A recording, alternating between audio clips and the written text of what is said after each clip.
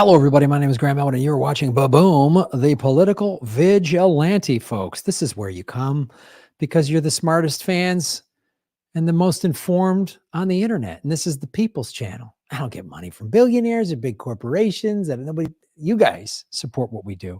We've even been demonetized by YouTube for almost 2 years, over 2 years now. Going to our third year. We're still here because of you guys. So you can support the channel there in the scroll below.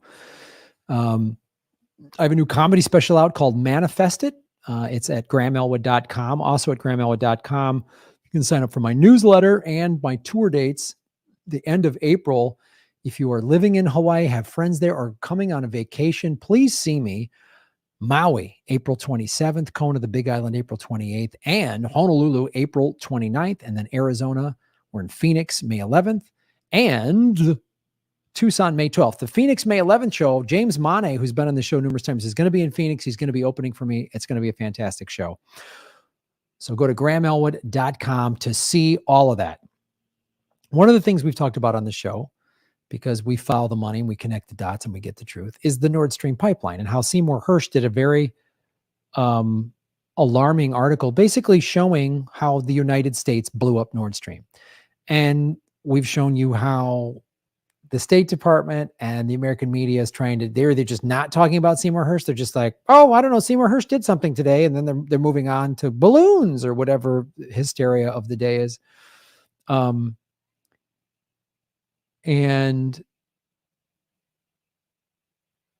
he also was the guy who, if you don't know who Seymour Hersh is, so he uncovered the My Lai massacre, which was a cover up of the United States military during the Vietnam era in the 70s. He covered up, he uncovered, forget something from Reagan, might have been Iran-Contra, but don't hold me on that one. Then he uncovered the Abu Ghraib torture stuff under Bush.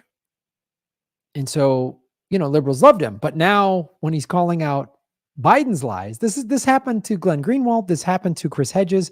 When they called out Bush and the lies of the Iraq war, the liberals loved him. And when they called out the lies and the war crimes of Obama, the liberals turned on him. The liberals are just crybabies who can't handle any real criticism. Conservatives can be pretty nuts, but when you fairly criticize both sides, I feel like conservatives are more willing to listen to the criticisms of their party if you fairly criticize the Republican Party. Liberals can't hear any criticisms of the Democrats. I don't know why. I don't get it. But so again, Putin has said recently in the last 2 weeks, I think, he said, let's have an independent investigation of the Nord Stream pipeline. Let's find out who blew it up. Because America initially said, oh, Russia probably did this, which made zero sense. It's a revenue stream for Russia. Why would they blow up Why would they blow up their own pipeline? It doesn't make sense. That pipeline was only a threat to the United States. So Seymour Hersh uncovered this. And this is what he said recently on RT, a channel, that was the State Department, the Department of Justice took down because we have such great freedom of press here that we're not allowed to watch Russian TV. I should be able to make my own decision. I should be able to watch Russian TV, Press TV, Al Jazeera, whatever, Telesur, the communist China TV channel. I should be able to watch all of it and come to my own conclusions. But apparently, the American government needs to protect me from that. But this is what he said, Seymour Hersh said recently about the investigations that Putin and other countries want to open up, but America's like, no, we're trying to block it, basically. We're trying to block an actual Nord Stream investigation because we know the United States knows they did it. So here's what was said.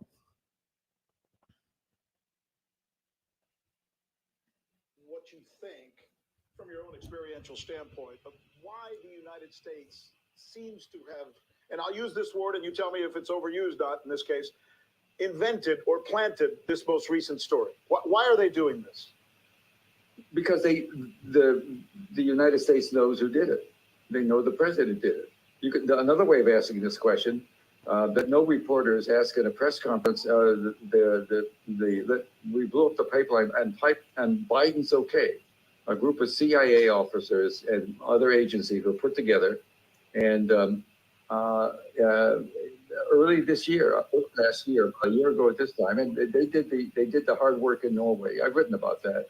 But so after,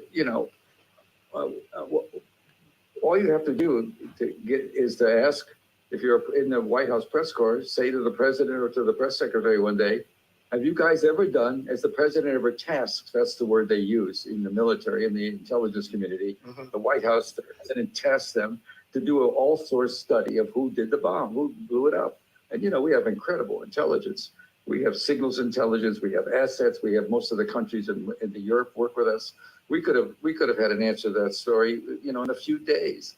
But of course, nobody's asked, and the White House is not going to do it because they know who did it. Why ask and do it? Why have it on the record? Wow. Yeah. Seymour Hersh very succinctly. Why would the U.S. ask who did it? They know who did it.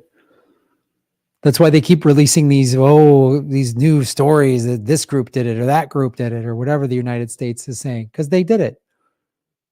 This also shows you the abject failure of the United States corporate media. Seymour Hersh, this story should be 24/7 coverage. We should be talking about all the time. Again, I know we just had another shooting in America, another horrific shooting, which should be covered as well, but the coverage of the shootings will be the same. Oh, thoughts and prayers. We need to do something about it. Right-wingers are trying to say, oh, it's the transgender kids are killing everybody, which is laughable considering the number of straight white males that have shot up schools, and mass shooters have been straight white males. It's ridiculous. So let's address the mental health crisis in this country, and let's address the fact that it's easy to get guns. The state of Tennessee for the last 5-6 years has repealed a lot of gun legislation. So it's very easy to get guns in Tennessee. So it doesn't matter what your sexual orientation or how you identify. If you want to get a gun and shoot something up in Tennessee, you can. So that's why, but they're going to cover it 24/7, 24/7. And no, nothing will change. Nothing will happen. No new laws will be passed. Nothing will be done. But within that coverage, we should also be talking about Nord Stream pipeline and why Seymour Hersh's bombshell reporting is basically was like, it got a half a day. It was like a blip, like, oh boy, new Seymour Hersh thing suggests Nord Stream was not blown up by Russia. And then cut to a, Boeing commercial or whatever. It was the same thing when the Afghanistan papers came out, 4 years ago in 2019. That should have been just huge news. Nah. Nope. No big deal. No big deal. But America refuses to take responsibility for any of its crimes. It's just, America acts like a crime family. It's a crime family that knows it's guilty and then just tries to cast shade on the other crime families, even though it's the worst one. The Seymour Hersh report is, there should be journalists. And the other thing too, we've seen people say that, like Seymour Hersh and others have talked to people who have jobs at big news agencies. And they're like, yeah, we know Seymour Hersh is correct. We know Biden blew up the Nord Stream pipeline, but my producers won't let me touch it. My editor won't let me touch it. Wow, that sounds a lot like state-controlled media. That's not this country was founded on, right? Freedom of the press, meaning the press should be allowed to investigate. A true democracy, which America is not, has all these checks and balances. Free press is part of that.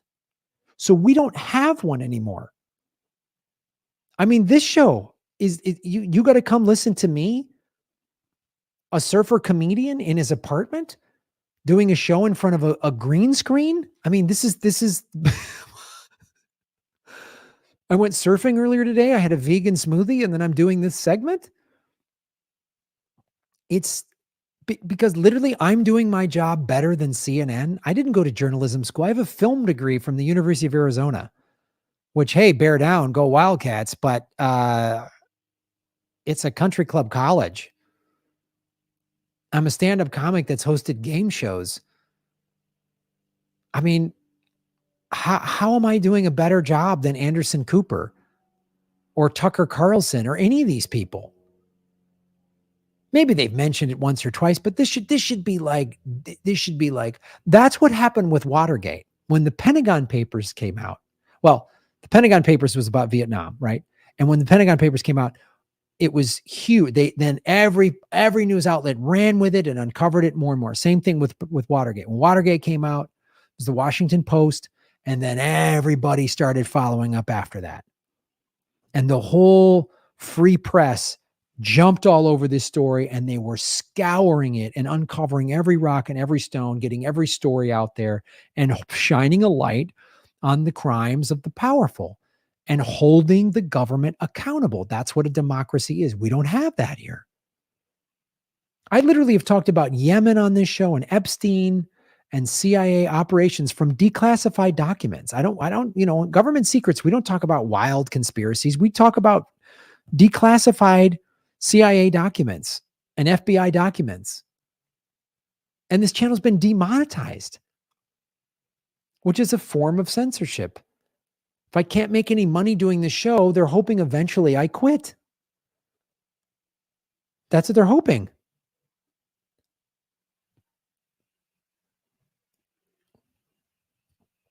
The only way to make real money in any type of journalism is to have a slant, a jive angle that pushes people, that divides Americans.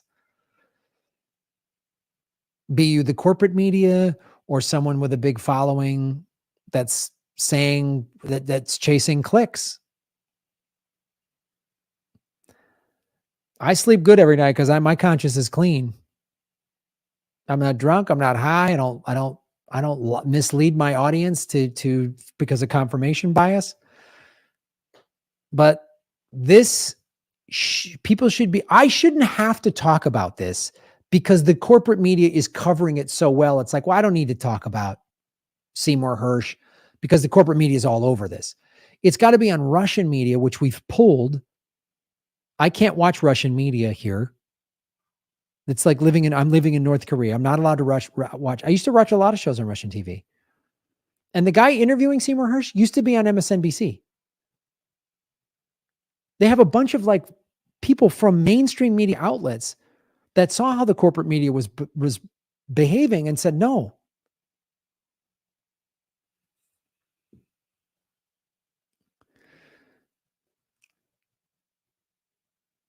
And you could say, well, Russia has an agenda.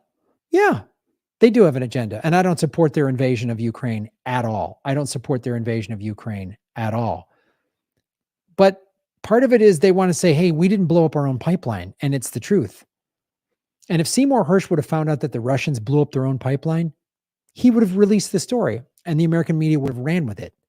But Seymour Hersh just goes after the truth, and that's not the truth. So we don't have a democracy anymore. Follow your money, connect the dots, and get the truth, guys.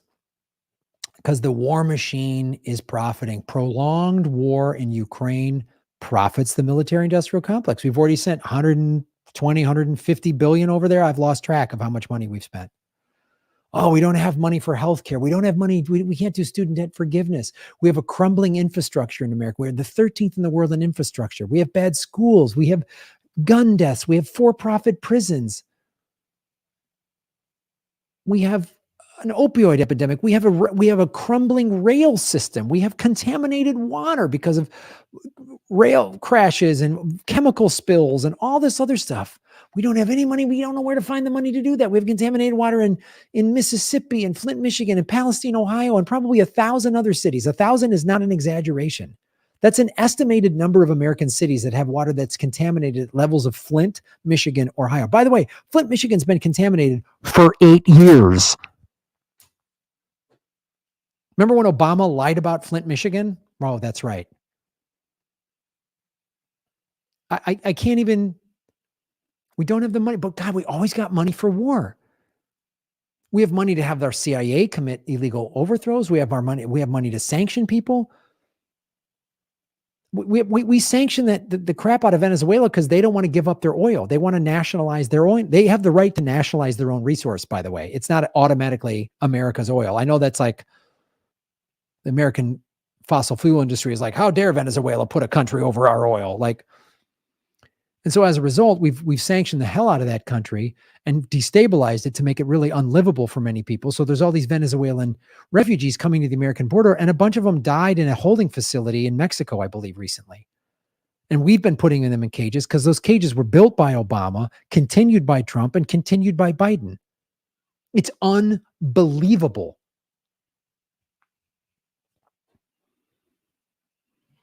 And then every 2 and 4 years, we're told that one party's better than the other party.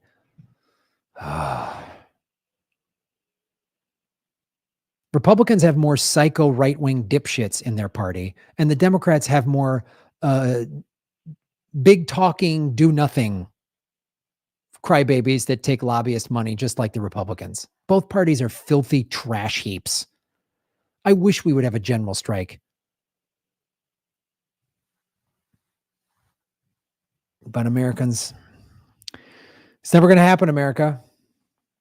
There's a new show on Netflix. Have you seen that new YouTube show or the new HBO show with the guy from the video game and the zombies and the thing and the nuttiness? It's nuts. I like to get this new deep fried bacon rack chalupa, and then I get like a Coke with it, and then I watch whatever the new zombie apocalypse or crime family awful show. It's basically just The Sopranos in prison, The Sopranos in Tulsa, The Sopranos on motorcycles, The Sopranos. Just watch one of those horrifying shows showing the worst in human behavior, or some reality TV show that shows the worst in human behavior, and just Grubhub some food and just wash it down with a Coke and get high and drunk and do nothing, because that's what they want you to do. We're propagandized. And we're basically, our democracy has been hijacked. So I understand why a lot of people check out and just watch TV and Grubhub, because they can't do anything, because it feels like there's nothing we can do. If we organize a general strike, we could do a lot of things. Look at all of the strikes. Look at all of the over 290 Starbucks have been unionized. Look what could happen if we all got together and did something. Or go back to sleep, guys. Go back to sleep. I think some celebrity just broke up with another celebrity. Did you hear about that one celebrity that broke up with that other celebrity? They had a big crazy fight. And one of them, I think, was was a pro athlete. So the pro athlete said something crazy after a game at a press conference. And then the other pro athlete's girlfriend said something, and they're all celebrities. And then Andrew Tate was in a Lamborghini and he said something that was crazy.